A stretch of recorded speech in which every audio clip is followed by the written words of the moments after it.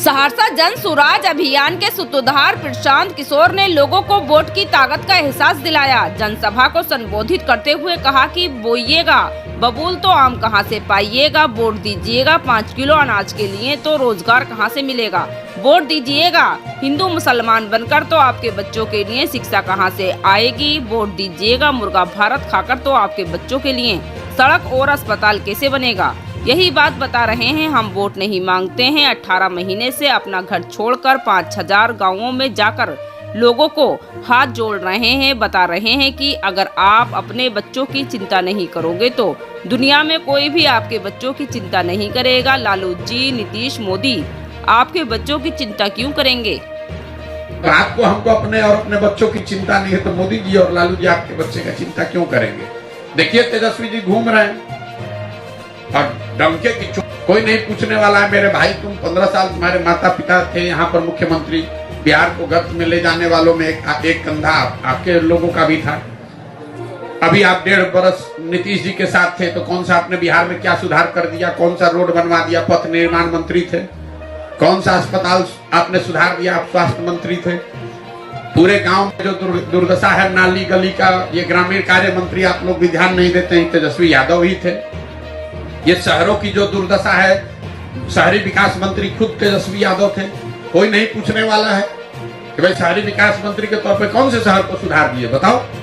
माँ बाप का तो छोड़ो, अपना बताओ भाई, तुमने कौन सा सुधार दिया? कौन सा अस्पताल तुमने सुधार दिया? कौन सी व्यवस्था सुधार दी? कौन सा ग्रामीण सड़क पहले के मुकाबले कम बन गया, ज्यादा बन गया? ये तो पूछना है नहीं। अब तेजस्वी यादव आएंगे, भाजपा विरोध, सारा जात पात भाजपा का डर दिखाकर जो यहाँ के समाज के सबसे गरीब पिछड़ा मुसलमान है उसका वोट लेके नेतागिरी बनेगा, पगड़ी बांध कर अपना भाषण देते रहेंगे। बोइएगा बबू तो आम कहां से खाइएगा, वोट दीजिएगा 5 किलो अनाज के लिए तो रोजगार कहां से मिलेगा, वोट दीजिएगा हिंदू मुसलमान बन के तो आपके बच्चों के लिए पढ़ाई कहां से होगा, वोट दीजिएगा मुर्गा भात खाकर तो आपके लिए सड़क अस्पताल कैसे बनेगा। यही बात बता रहे। वोट नहीं मांगते, अपना घर परिवार छोड़ के 17 महीना से 5,000 से ज्यादा गांव में जाकर हाथ जोड़ रहे हैं लोगों को। मेरे भाई, अगर आप अपना और अपने बच्चों का चिंता नहीं करोगे तो दुनिया में कोई आपके बच्चों की चिंता नहीं करेगा। काहे करेगा? जब आपको अपने बच्चों की चिंता ही नहीं है तो हम आपके बच्चों की चिंता क्यों करेंगे? लालू जी, नीतीश, मोदी आपके बच्चों की चिंता क्यों करेंगे? यही बात बताने आए। अभी आपको दिखाते हैं आपके दुर्दशा का असली कारण। सब आदमी तीसरे सवाल का जवाब दीजिए, हाथ उठाकर जरा बताइए, आपको अपने बच्चों की चिंता है या नहीं है? उठाइए जिसको जो है चिंता, जोर से बोलिए जरा। आपको अपने बच्चों की चिंता है कि नहीं है? है। गांव के इस प्रांगण में बैठ के भरी दोपहरी में पूरा गांव झूठ बोल रहा, सब एक लाइन से झूठ बोल दिया आपने कि हमको हमारे बच्चों की चिंता है। हम अभी आपके गांव में आए हैं पैदल चल के, पिछला 5 किलोमीटर से पैदल चल के आ रहे हैं। रास्ता में अगर आपका 200 बच्चा गांव जवार का मिला है, आधे से ज्यादा बच्चों के शरीर पर शुद्ध कपड़ा नहीं है। आपका जितना बच्चा घूम रहा है रोड पर, यहाँ पर भी खेल रहा है, देख लीजिए। ज्यादातर बच्चों के पैर में हवाई चप्पल भी नहीं। सुबह से शाम हम पैदल चलते हैं, किसी भी गांव में, किसी विद्यालय में आपका बच्चा पढ़ता नहीं मिलता।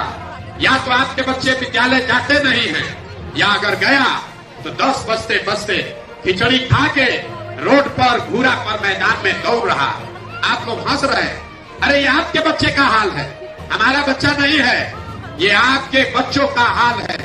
जिन नेताओं ने, जिस व्यवस्था ने आपको इतना गरीब और बदहाल बना दिया कि आपके बच्चों के शरीर पर कपड़ा नहीं है, पैर में चप्पल नहीं, पेट में खाना नहीं, पढ़ने के लिए किताब कॉपी नहीं।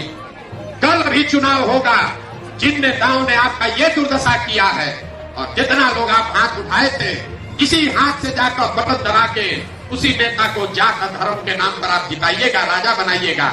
यहाँ झूठ बोलते हैं कि बच्चे के लिए चिंता। अगर आपको बच्चे का चिंता होता तो आपका बच्चा इस दुर्दशा में नहीं जी रहा होता।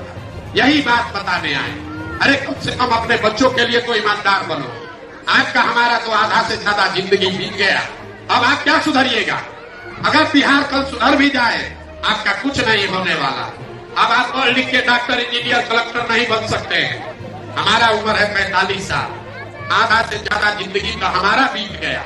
अभी से भी सुधरिए, नहीं सुधरिएगा जात धर्म नाली गली 5 किलो अनाज पर वोट बेचते रहिएगा तो लिख के रखिए, जिस गरीबी बदहाली में आपका जिंदगी बीता है इसी गरीबी बदहाली में आपके बच्चों को भी जीना पड़ेगा।